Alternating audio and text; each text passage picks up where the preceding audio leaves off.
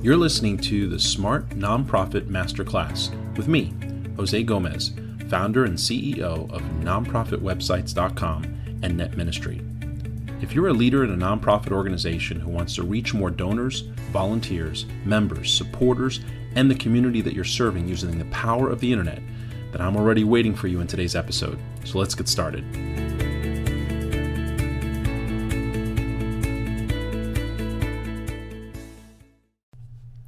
All right, it is another episode of the Smart Nonprofit Masterclass. I'm really excited about today's episode. You know, one of the things that we've been observing about the many nonprofits that we're working with is that most of the nonprofits in the world, there's about 1.5 million nonprofits in the U.S. alone, and for most of them, they're either in a startup or they're in a kind of trying to get running, trying to expand type of phase. And so today's podcast episode is about addressing the startup of a nonprofit. For those of you that already have started your nonprofit, this might actually serve as a little bit of a checklist, taking you back to the beginning. For those of you that are just getting started or are somewhere along the process of getting your nonprofit organization started, this is going to be a good, like I said, checklist. It's going to be a good primer on what to do. And also get you thinking about your overall purpose a little bit. Before I get too far into it, though, I just want to say hello to a few people that are listening to the podcast. Jim Morgan from Meet the Need Ministries has an organization that created a technology to help nonprofits to serve their community better. So definitely take a look at meettheneed.org when you get a chance. He's got a fantastic service there that he has been running for many years, has invested his own personal finances, but also many have invested and given towards the ministry to continually develop the technology that he has, and it's available nowhere else for volunteer management and for serving your community. Also want to just say a quick hello to Therese, who's one of my clients here at our organization through one of our subsidiaries called Pregnancy Care Websites, and that's Therese works at Alternatives Women's Center. So hello to Therese, and all right, well, let's get started. So how do you start a nonprofit organization? And if you've already started one, or if you're well down the path quite a bit, what do you go back and take a look at? And what I've done is, created 4 questions that I think you need to ask yourself in that startup phase, and even periodically as a nonprofit organization need to go back and re-ask yourself. So let's talk about those questions. Question number 1 is, why does the world or your community need your nonprofit? That's the very first question you should ask yourself. There's a lot of nonprofits that start up, and that what they're doing is they're addressing what they want to give, or what they feel that they can offer their community, instead of really first asking what the true need of the community is. What items are you addressing? What issues are you addressing? What truly is the need in your community or in the world that you would like to address? And follow that rabbit trail from where from the place of the hunch that you have about the need into the actual problems that exist. What we're looking for is the root causes of whatever problem or issue that you're trying to address really are. And once you suspect your need, research the available solutions and why someone else hasn't already solved this problem. Now, if you're an operating nonprofit, understanding how other nonprofits are trying to solve the same problem can really lead to some great breakthroughs. There's a lot of research that's been done for you, especially if there are older nonprofits that are operating in the same space. Determine the people or the institutions that have the need and the problem that you're trying to solve. Peel away the layers until you fully understand the need you're addressing and its impact on the community and the world. These are the things that you need to do right at the beginning. And the reason is because a nonprofit does exist to serve the greater good, right? It exists to serve a specific need, a specific cause, or a specific passion that exists in a community and world. So identifying that need as thoroughly as possible is really important. You want to definitely measure it, take a look at what its impact on the world and community is. what organizations and individuals are currently working to provide solutions, and where your expertise, experience, and passion aligns with the possible missing puzzle pieces to the solution. So that's what you're looking for. As a nonprofit organization, you're looking for the missing puzzle pieces. What exists out there? What's truly the need? What exists out there to serve that need? And then what's really missing? Or what can use someone to come alongside of whatever they're doing to help magnify or amplify the solutions that are in place. The second question, once you understand what the need that you're trying to address is, you need to think about how your organization will address that need. Now, that's the next step. You want to outline your solution to the core problems that you identified. Now, your solution can fully address the core issues with a very comprehensive approach, or you can just take a portion of the problems or needs that you see and your organization can be a very specific and very targeted cure to just one or more aspects of these particular root issues. Whatever approach you take, though, you want to start by outlining your approach using as few words as possible and using bullet points. So make them kind of steps and processes. Then under each bullet point, explain each step in as much detail as possible. And that's going to help you to really understand what your methodology is. What's the specific approach? What's the specific formula that you're using to attack and approach this problem? Now, after you have your approach outlined, make a list of any resources that you might need to actually execute on that, right? So you're going to make a list of things that you're going to do, but you may not have everything you need to do those things. So you want to write down, any people, places, or things that you might need. Make sure you write them down and be sure to put the name of the specific resource you intend to use right next to each one. So for example, if let's say something is like a venue and you have, let's say Sickles High School is your venue, you already have that resource, write down venue, and then the actual venue, in this case Sickles High School. That'll help you later to identify what things you're missing and what things you actually have. Now, it's really important. What we've done so far is we've identified the issues that our nonprofit wants to solve. We've identified how we are going to solve those issues. And by the way, I said that wrong. We've identified the problems that the community or world has, not the ones we want to solve, because we may want to solve a problem that doesn't exist. We want to solve problems that do exist, things that actually will have a measurable impact on, and then we want to outline what our initial approach on that will be. Now, if you're an operating nonprofit, this is a great exercise for you because you can now write down what you're currently doing, write down your current solution and methodology, and really compare it to the results that you've gotten, the things that you're currently doing, the things you're currently seeing. And see if you've actually have some measurable results, if you've actually gotten some measurable results from your approach. Let's go to the third question. The third question is, how will you pay for the solution to that to that specific need or family of needs on a regular basis? And this is one that's really glazed over by a lot of nonprofits when they're first starting off. They're saying, we'll raise money, or we'll come up with a sponsorship program, and then they kind of move on to the next thing. The reality is that you have to plan your funding. You have to ask the question about funding very, very early on, because there are solutions that are too expensive to provide. And in the long term, maybe for a short term, you can do some of that. You can self-fund, or you can, maybe you've got a grant for something, but then beyond that grant, there's really no plan. Beyond your credit card, there's really not a very comprehensive plan to fund your activities on a regular basis. And if this is a significant need in the world or significant need in your community, you're going to want a sustained effort, and you're going to want an easy way to continue to fund your organization. So let's talk a little bit about how you do that. The reality is most nonprofit efforts are severely underfunded, so we want to prevent that from happening here. Always start with self-funding. So that's really where you start. You're going to look and say, what can I do to fund my nonprofit? How much am I willing to contribute towards the operation of this mission that I have? The next, and literally write that down. Say, I'm a source of funding, and how much you're willing to commit. The next line that you'll write down is gonna be friends and family, and you'll always write that down, because friends and family are usually the people that are most easy to convince to support your efforts, especially if they're going to be your starting team. Usually these nonprofit efforts are started by families or groups of friends, groups of colleagues. So you want to put those people in there. Now, this might be a surprise to some of the people that have talked about doing this with you, that they actually have to contribute, but it's important to get that buy-in right up front. Your initial board, your initial team should be willing to at least partially fund the effort. Otherwise, they're really not invested. They're not going to be invested, and they're going to leave at the first sign of any kind of struggle. So self-funding, then friends and family. And then you need to choose a funding model.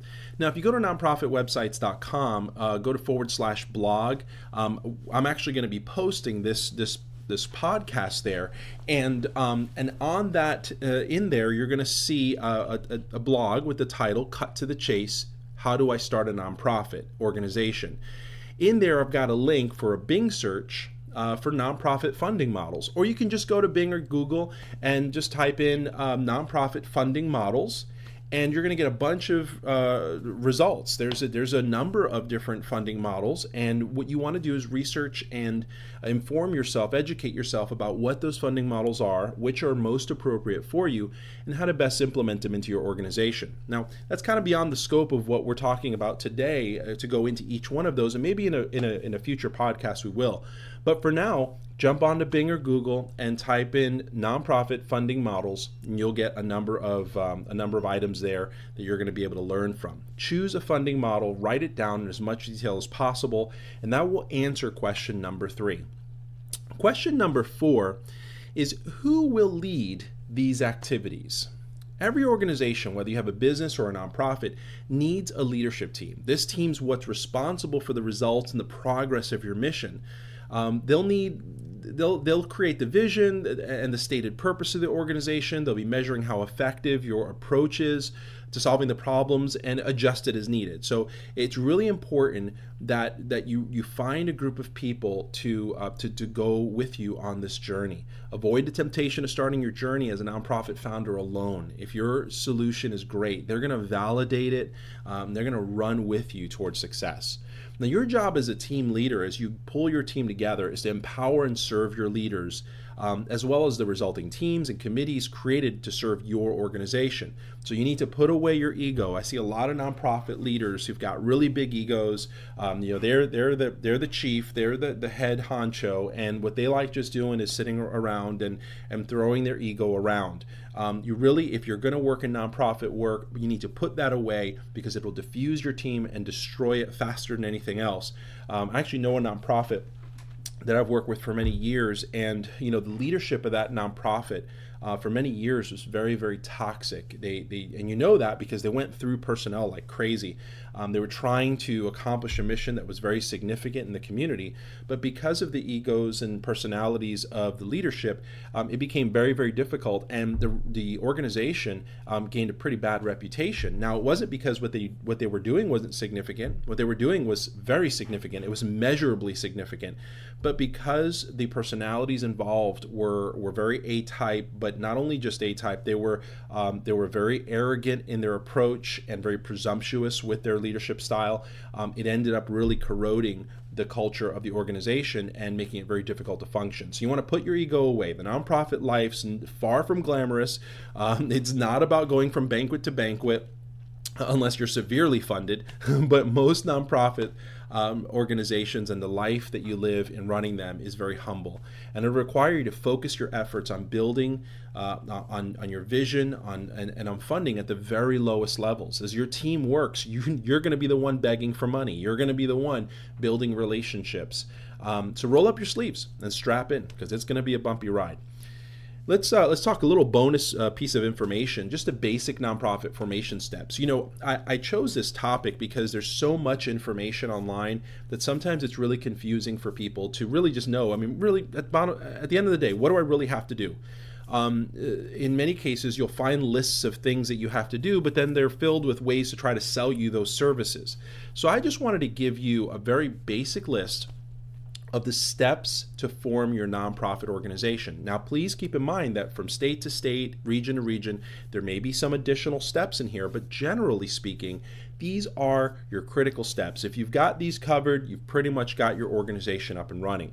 Step one is to determine who your initial directors will be. These are the people who are just going to be on record as responsible for your organization. Now, in some states, you can actually be all the directors, you yourself. I would recommend, though, getting a few people on board to jump on your mission and be a part of your initial board. And so those are the people you'll write down. That's going to be important for the second step, which is to incorporate your nonprofit in your state. Create a nonprofit corporation. It's usually pretty easy. You can usually do it right online within a few minutes. And once you've submitted your incorporation, then you are, according to the law, incorporated and official. Now the next step, step number 3, gets you recognized and on the radar of the IRS. So you want to go in and obtain an EIN number. Now that's a free service that you can get online. Just go to Google and Google obtain an EIN number. And it will take you to the right place. You just go in, you fill out some information, and they issue your EIN number right online. The fourth step, now that you have your federal ID number, you've got your incorporation papers, you can print it out from the internet and your corporate resolutions there and your incorporation statements. Open up a bank account. That's the next step. That's pretty easy. You usually need about $100 to open up a business account. So go in with a $100 bill or a check and start your bank account. Now you're in business. Start creating your accounting software. This is step number 5. Accounting files using maybe software like QuickBooks or FreshBooks, whatever you'd prefer. And that'll help you to kind of get started. Make sure that you create your bank account in there and record your first $100 donation. And set up your balance and any accounts that you need to. Step 6 is hold your first board meeting. This is going to make your corporation official. A lot of folks don't know, if you don't hold that first board meeting, your corporation isn't technically formed. So you need to make sure you hold that first board meeting, make resolutions. Some people will hold it before the bank account, forming the bank account, so you can make a banking resolution during your first board meeting. If that's what you like to do, then make this step 4 and slide the other ones down. Step 7 is to create your corporate bylaws. This is actually very important. It's a legal requirement by most states, and you need to, it's what helps to determine how your corporation runs, how succession happens, how leadership happens, how voting happens. And so it's really important to sit down, create your bylaws, and there's plenty of templates online that you can find. Step 8 is file for your 501c status. There are different 501c spaces that range from 1 up to I believe it's about 13 designations. But you can take a look at that online. You can get some information from the IRS about it. You have 501c status you want to file for, and that's going to make your nonprofit organization recognized and endorsed and filed and all the notifications necessary to be recognized. 501c recognition is really important for a number of reasons. The biggest reason is that most big funding sources, especially if you're going to go after grants or you're going to go after local funding that only works for nonprofits, they're going to ask you for your 501c status or evidence of 501c status. So make sure that you do take some time to file for it. If you need help doing it, there's many organizations that can help you with that. What you want to do is talk to an accountant. And potentially an attorney who can help you through that. I said about 501c having 12 or 13 designations. There's actually 29 designations. My apologies on that. And then there's a few other letter designations. So I don't know, maybe there's a total of about 40 designations here as of this recording. But anyway, make sure you file for your 501c status, and your last step is going to be to file for state tax exemption. In most states, you can file for tax exemption, and that will allow your nonprofit to not have to pay sales tax on most of its purchases. So really important stuff. And depending on your specific nonprofit type and scope, there might be other smaller steps to pay attention to. But the above steps are the most critical and will serve to get your nonprofit off the ground and official. So, just some final thoughts here. Your nonprofit, it exists to serve a greater good, using the specific solution that you want to provide to those who need it. With the answers to the right questions, the proper funding, and a focus on results, running a nonprofit can be rewarding and fulfilling. Start off on the right foot and begin serving the world through your unique perspective and the collective talent of your team. Now, I'm going to give you a little bonus action point. Go ahead and sit down for a few moments. Sit down and answer the questions that I gave you on a sheet of paper or in a Word document. Take no more than 5 to 10 minutes per question. Then share the answers that you came up with very quickly with someone that you want to work with, and work with them to refine it and revise it and get moving. Listen, the biggest reason many nonprofits don't actually get off the ground isn't because they haven't written anything down. It isn't because they haven't gone through steps and haven't answered questions, but because they just haven't moved to do so. So get up off your butt and start moving. Now, if you are a nonprofit that is moving, you are doing things, and you maybe in this conversation have realized that that it's time to maybe revamp or reapproach some things about either your specific approach to solving problems. Maybe the problem that you're trying to solve has either changed, shifted, or maybe you didn't have clarity about it in the beginning. Maybe you don't have the right funding models in place. Maybe you're underfunded and you need some more money. And then maybe you just don't have a team. Maybe you're just one person, you're trying to get things done, or worse, you have the wrong team. You have a bunch of people that aren't doing anything or are doing the wrong things. Maybe you've even realized in some of this that you might have skipped a step in the formation process. Right now, make the determination to move forward. All of these things can be done within a day. Within the next 24 hours, resolve in yourself to resolve these issues and start moving forward. I just really I look up to nonprofit leaders all over the world who've really, gotten into the trenches of the battles in their communities and in this world. And I love serving you. I love the fact that we have a team that can serve you with our expertise, which is getting your message out on the internet, getting you funding, getting you volunteers, helping your board to communicate more effectively and efficiently, helping you to really build a presence and a brand that attracts the right type of talent and the right type of resources to help you fulfill that mission. That mission is the approach that you've outlined to solve the specific problems that we've talked about in question 1. So anyway, that's today's podcast. I want to thank everybody for listening today. Again, really, it's just my pleasure. It's my honor to get on here and talk to you and just have your attention as we go through these very, very critical issues. We'll be tackling some more things on web expansion. And also announcing actually a brand new service that we're coming out with in less than a month. We just did a company acquisition of a business that will allow us to do something pretty neat. Obviously, I'm being a little mysterious because I don't want to announce it just yet. But once we're ready to, I'll let you guys know. And really excited to serve you with it if we possibly can. So thanks for listening today, and I hope that you have a great rest of your week.